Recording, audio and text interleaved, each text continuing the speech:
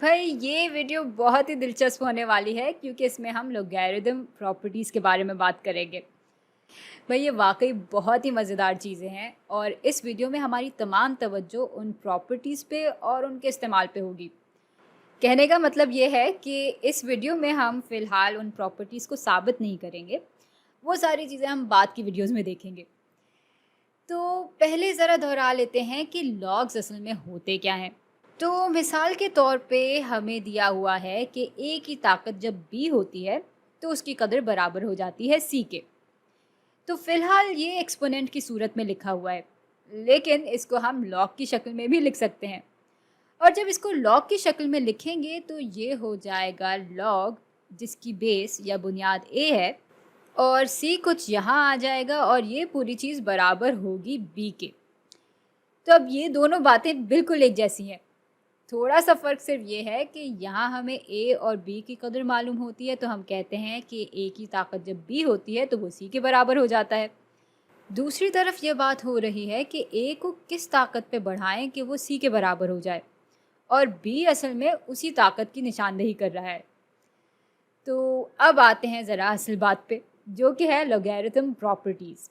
तो पहली प्रॉपर्टी ये है कि अगर लॉग बेस बी ऑफ ए में हम जमा कर दें लॉग बेस बी ऑफ सी, तो ये बराबर हो जाएगा लॉग बेस बी ऑफ ए ज़रब सी के।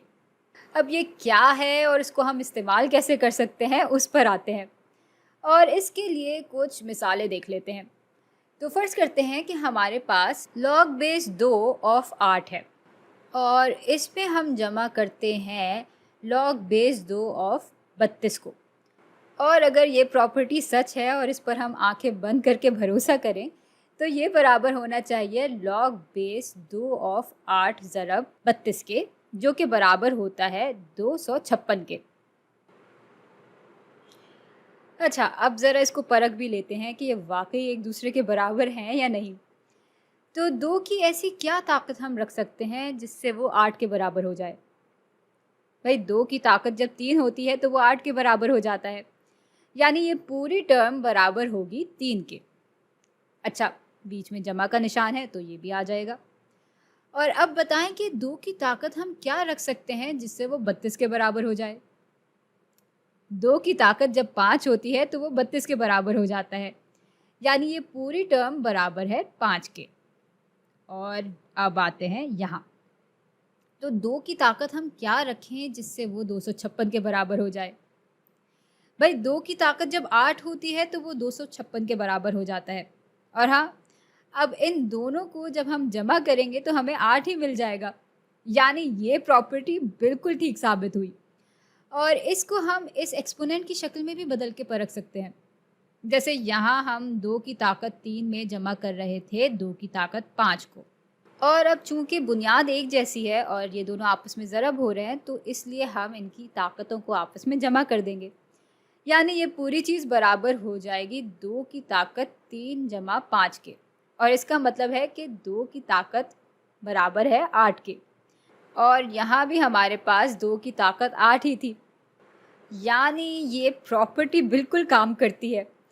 तो हमने इस प्रॉपर्टी को देख भी लिया, इसको इस्तेमाल करना भी सीख लिया और दो तरह से इस बात को परख भी लिया। लेकिन ये प्रॉपर्टी आई कहाँ से, यानी इसका जो प्रूफ है उसको हम बाद में देखेंगे।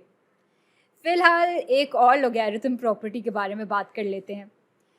तो इसमें लॉग बेस बी ऑफ ए से जब हम लॉग बेस बी ऑफ सी को माइनस करते हैं तो ये पूरी चीज़ बराबर हो जाती है लॉग बेस बी ऑफ ए बटा सी के। और चले एक और मिसाल की मदद से समझ लेते हैं कि इस प्रॉपर्टी को हम कैसे इस्तेमाल कर सकते हैं। तो मिसाल के तौर पे log base 3 of 1/9 minus log base 3 of 81 को इस लॉगरिथम प्रॉपर्टी के मुताबिक बराबर होना चाहिए लॉग बेस 3 ऑफ 1/9/81 के। और इसको हल करेंगे तो ये बराबर हो जाएगा कुछ 1/729 के। अच्छा, अब इसको ज़रा परख लेते हैं।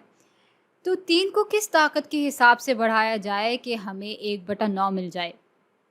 भाई हमें मालूम है कि 3 की ताकत जब 2 होती है तो वो 9 के बराबर हो जाता है, और जब 3 की ताकत -2 होती है तो ये 1/9 के बराबर हो जाता है। यानी ये पूरी चीज़ -2 के बराबर हो जाएगी। माइनस, अब 3 को किस ताकत से बढ़ाया जाए कि वो 81 के बराबर हो जाए? भाई 3 की ताकत जब 4 होती है तो वो 81 के बराबर हो जाता है। इसलिए ये पूरी चीज़ 4 के बराबर हो जाएगी। भाई -2 से 4 माइनस करेंगे तो ये हो जाएगा -6 के बराबर। लेकिन इसको ज़रा अलग से परख भी लेते हैं। तो जब 3 की ताकत 6 के बराबर होती है तब वो हल होकर 729 के बराबर आ जाता है। और अगर हमें 1/729 चाहिए तो 3 की ताकत ज़ाहिर है -6 होगी। यानी ये प्रॉपर्टी भी बिल्कुल काम करती है। लेकिन ये आई कहाँ से, इस पर आगे की चंद वीडियोज़ में बात होगी।